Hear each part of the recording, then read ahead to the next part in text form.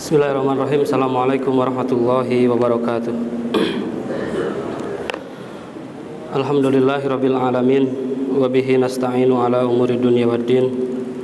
Wassalatu wassalamu ala asyrafil anbiya'i wal mursalin wa ala alihi wa sahbihi ajma'in.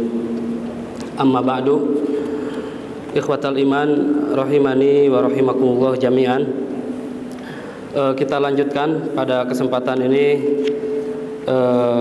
pembacaan kitab Riyadhus Shalihin, dan saat ini masih dalam bab yang membahas tentang al-amru bil muhafazati ala sunnati wa adabiha, bab yang menjelaskan tentang perintah untuk menjaga sunnah dan adab-adabnya.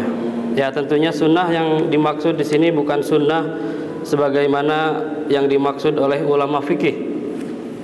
Akan tetapi sunnah di sini maksudnya adalah petunjuk Nabi Shallallahu Alaihi Wasallam, baik ucapan, ya, perbuatan ataupun ketetapannya Shallallahu Alaihi Wasallam.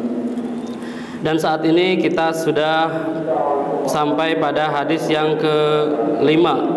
Ya, hadis ini diriwayatkan oleh Imam Bukhari dan Imam Muslim dari sahabat Abu Abdullah Nu'man bin Bashir.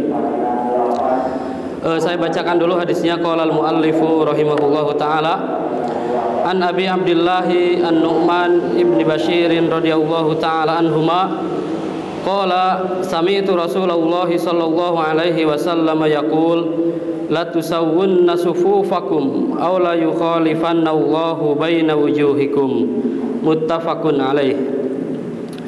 Wa fi riwayatin li Muslim kana Rasulullah sallallahu alaihi wasallam yusawwi sufufana hatta ka'annama yusawwi bihal qidah hatta idza ra'a anna qad aqalna anhu summa kharaja yawman faqama hatta kada an yukabbir fara'a rajulan badiyan sadruhu faqala ibadallah la tusawwunna sufufakum aw la yukhalifanna Allahu baina wujuhikum. Ikhwatal iman yang dirahmati Allah Subhanahu wa taala. Jadi hadis yang kelima ini membicarakan tentang barisan dalam salat berjamaah. Ya. Hadis ini dari sahabat Nu'man bin Bashir. Beliau mengatakan bahwasanya Rasulullah Shallallahu Alaihi Wasallam, saya mendengar Rasulullah Shallallahu Alaihi Wasallam bersabda, hendaknya kalian meluruskan saf-saf kalian. Aula yukhalifanna Allahu baina wujuhikum, atau kalau kalian tidak meluruskan saf kalian, maka Allah akan menjadikan wajah-wajah kalian berselisih, atau Allah akan menimpakan perselisihan pada kalian.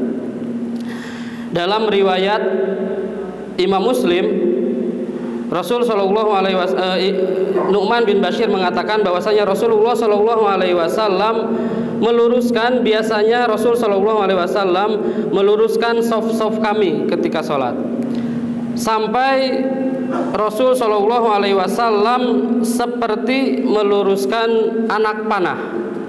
Saking harus lurusnya. Nu'man bin Bashir di sini menyerupakan dengan bagaimana Rasul Shallallahu Alaihi Wasallam meluruskan anak panah.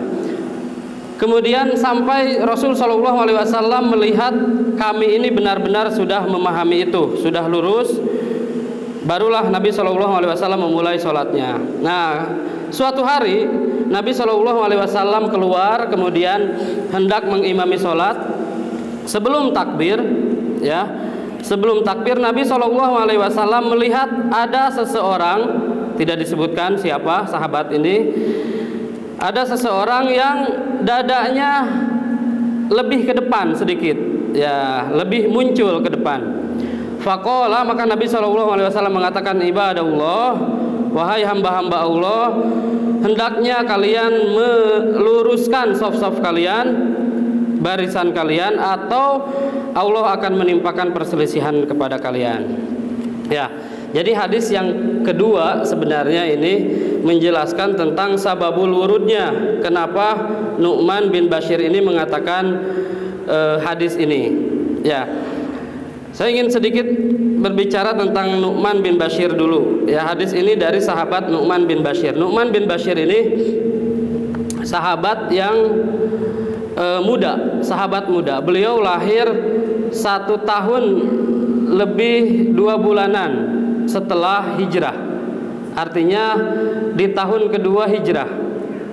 Berarti Nabi SAW meninggal, Nu'man bin Bashir ini masih di bawah 10 tahun. Nah, sehingga Nu'man bin Bashir ini tidak banyak meriwayatkan hadis dari Nabi SAW. Nu'man bin Bashir ini bapaknya adalah Bashir bin Sa'ad. Nah, ini juga seorang sahabat dari Ansor yang pertama kali membaiat Abu Bakar, ya, dari kalangan Ansor. Nu'man bin Bashir tidak banyak meriwayatkan hadis karena tadi umurnya yang masih muda juga. Nah, ketika Nu'man bin Bashir ini lahir, ibunya ini membawa kepada Nabi SAW. Kemudian ibunya mendapat kabar gembira, ya, didoakan oleh Rasulullah SAW bahwa Nu'man bin Bashir ini akan menjadi orang yang terpuji, akan menjadi orang yang mulia dan akan masuk surga. Nah, dalam kitab Sahih Bukhari hanya ada 5 hadis, 6 hadis, dan dalam kitab Sahih Muslim hanya ada 9 hadis. Ya, dan 5 di antara hadis itu sama. Ya, ada 5 hadis yang sama, 1 hadis berbeda Imam Bukhari, kemudian 4 hadis berbeda Imam Muslim. Di antaranya hadis yang terkenal, hadis yang masyhur dari Nu'man bin Bashir ini adalah hadis innal halala bayyinun wa innal harama bayyinun wa bainahuma umurun mushtabihat. Nah, kemudian juga hadis masalul mu'mini fi tarahumihim wa tawadihim wa ta'atufihim kamasalil jasadi. Nah, itu di antara hadis Nu'man bin Bashir. Nah, dalam hadis ini Nu'man bin Bashir menceritakan kepada kita, mengabarkan kepada kita tentang bagaimana Nabi SAW ketika meluruskan shaf. Lihat, Nabi SAW mengatakan la tusawwunna sufufakum. Nah, ini kalau kita lihat jumlahnya, ini jumlah khobariyah. Ya. Di sini ada berapa taukid? La tusawwunna sufufakum. Yang nampak zohirnya ini 2, tapi sebenarnya ini 3. Ada 3 taukid. Yang pertama adalah qasam, sumpah. Jadi kalau diucapkan takdirnya itu adalah wallahi la tusawwunna sufufakum. Nah, jadi ada qasam, ada sumpah, kemudian ada lam taukid, ditambah lagi nun taukid di akhirnya. Jadi sebenarnya Nabi SAW bisa saja mengatakan tusawwuna sufufakum, hendaknya kalian meluruskan shaf-shaf kalian. Tapi di sini Nabi menambahkan 3 taukid. Nah, seakan-akan para sahabat ini mengingkari. Jadi para sahabat yang sebenarnya akan menerima kabar dari Nabi SAW tanpa taukid diposisikan seakan-akan orang yang akan mengingkari, sehingga ditambahkan taukid. Ya, karena dalam bahasa Arab taukid itu sebenarnya tidak perlu digunakan kalau orang itu akan menerima khobar kita. Kalau orang itu sekiranya akan mengingkari, maka perlu ditambahkan taukid. Gitu. Nah, Nabi SAW di sini menambahkan 3 taukid. La tusawwunna sufufakum. Jadi hendaknya kalian meluruskan shaf-shaf kalian. Tapi ini juga jumlahnya khobar sebenarnya. Khobar itu kan berita. Nah, tapi ini maknanya adalah perintah. Khobariyatu, ya, khobariyatul lafzi insyaiyatul makna. Jadi lafadznya khobar, tapi maknanya adalah perintah. Sebagaimana dalam Al-Quran Allah mengatakan wal mutallaqatu yatarabbasna. Ya, ini khobar, tapi maknanya adalah perintah. Gitu. Jadi bisa jadi khobar itu maknanya perintah, sebagaimana dalam hadis ini. Bahkan Nabi SAW memberikan ancaman. Aw la yukhalifannallahu baina wujuhikum. Kalau kalian tidak meluruskan saf kalian, maka dengan 3 taukid, dengan sumpah qasam, kemudian lam taukid dan nun taukid, la yukhalifannallahu baina wujuhikum, maka Allah akan menjadikan wajah kalian berselisih. Nah, ulama berbeda pendapat nih maknanya. Apakah ini kinayah atau ini bukan kinayah? Apakah maknanya sesuai dengan zahirnya? La yukhalifannallahu baina wujuhikum, artinya Allah akan membedakan wajah-wajah kalian. Nah, sebagian ulama mengatakan bahwa maknanya adalah sebagaimana zahirnya. Jadi ketika kalian sholat dan shafnya tidak lurus, maka Allah akan menjadikan wajah kalian berselisih, berbeda. Nah, tapi jumhur ulama mengatakan bahwa ini adalah kinayah. Ini maksudnya adalah Allah akan menimpakan perselisihan kepada kalian. Jadi perselisihannya itu adanya dalam hati, bukan dalam wajah. Jadi wajah di sini dimaknai dengan hati. Nah, kemudian dari hadis ini hadis yang muttafaqun alaih, yang diriwayatkan oleh Imam Bukhari dan Imam Muslim, kita bisa mengambil faidah bahwasanya Rasulullah Shallallahu Alaihi Wasallam sangat memperhatikan shaf dalam sholat, ya, sangat memperhatikan barisan dalam sholat, sehingga Nabi Shallallahu Alaihi Wasallam mengancam bahwa Allah akan menjadikan kalian berselisih. Nah, kalau ditanya apa hukumnya meluruskan shaf, nah ini beda lagi kajiannya, ini kajian fikih. Kalau ditinjau dari kajian fikih, maka ulama juga berbeda pendapat, dan jumhur ulama mengatakan sunnah muakkadah. Nah, tapi kalau dalam kajian ini, kajian hadis ini, apalagi ini termasuk dalam bab al-amru bil muhafazah ala sunnah wa adabiha, maka Imam Nawawi sepertinya lebih condong kepada perkataan apa? Bahwa itu harus, ya, sebagaimana pendapat Imam Ibnu Hazm, kemudian Syekhul Islam Ibnu Taimiyah, kemudian diantara ulama muasirin adalah Syekh Muhammad bin Shalih Al-Utsaimin yang mengatakan bahwa meluruskan shaf itu adalah wajib. Yang tidak lurus berarti berdosa. Itu.